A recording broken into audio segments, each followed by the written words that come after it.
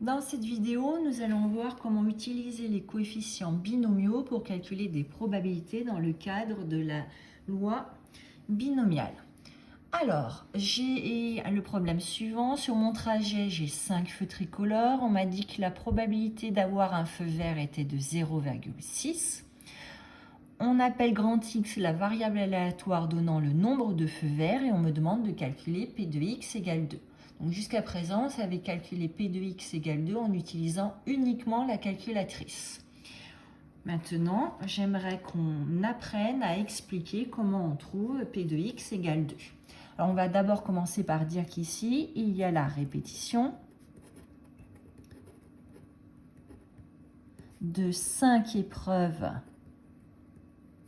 de Bernoulli. En effet, à chaque fois qu'on se présente devant un feu, on n'a que deux issues, soit le feu est vert, soit le feu n'est pas vert, qui sont identiques puisqu'on se présente toujours devant un feu tricolore, et indépendantes puisque ce qui s'est passé avant n'a pas d'influence sur ce qui va se passer ensuite.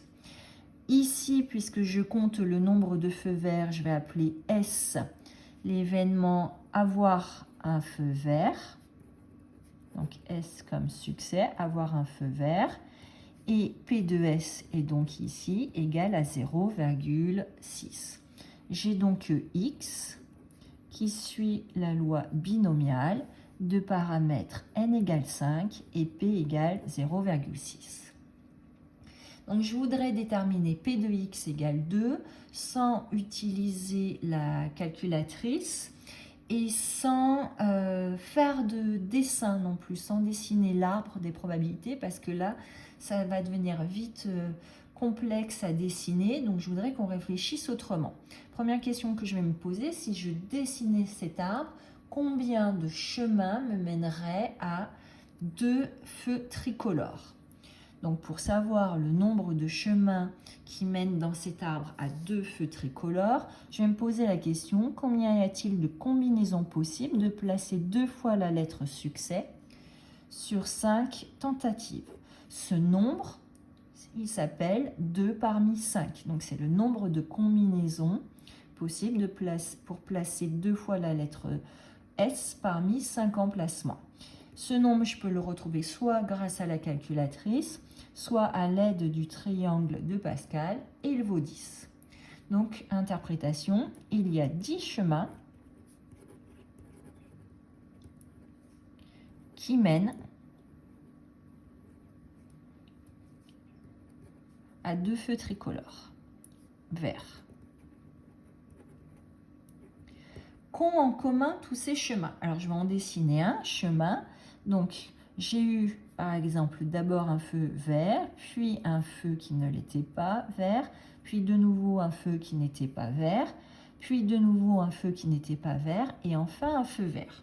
Si je regarde du coup les probabilités de chacune des branches, donc P de S, on a vu que c'était 6, du coup P de S bar, c'est 0,4. Je rappelle qu'on répète des épreuves identiques et indépendantes et que 0,4, je l'ai obtenu en faisant 1 moins 0,6. La probabilité d'échec, elle est de 0,4. Probabilité d'échec, c'est 0,4. Probabilité du succès, c'est 0,6. Si je voulais calculer donc la probabilité d'avoir d'abord un feu vert, puis 3 feux non verts suivis d'un feu vert, pour calculer la probabilité de ce chemin, je ferai donc 0,6 fois 0,4 fois 0,4 fois 0,4 fois 0,6. Autrement dit, 0,6 au carré fois 0,4 au cube. On a eu 2 succès suivis de 3 échecs. Donc, je rappelle que dans un produit, l'ordre n'a pas d'importance. Donc finalement, tous ces chemins-là, ils ont quelque chose en commun. On va avoir, pour calculer les probabilités de chacun de ces chemins, un produit à faire avec 2 facteurs qui seront égaux à 0,6 et 3 facteurs qui seront égaux à 0,4. En conclusion, Pour calculer P de x égale 2, il suffit de faire le nombre de chemins, donc ici 2 parmi 5, de multiplier par 0,6 au carré. On a 2 succès,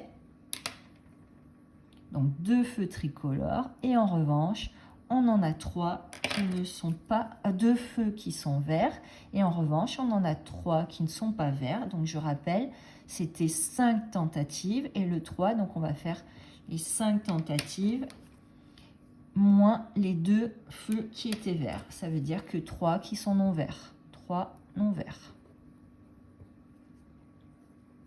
3 non verts.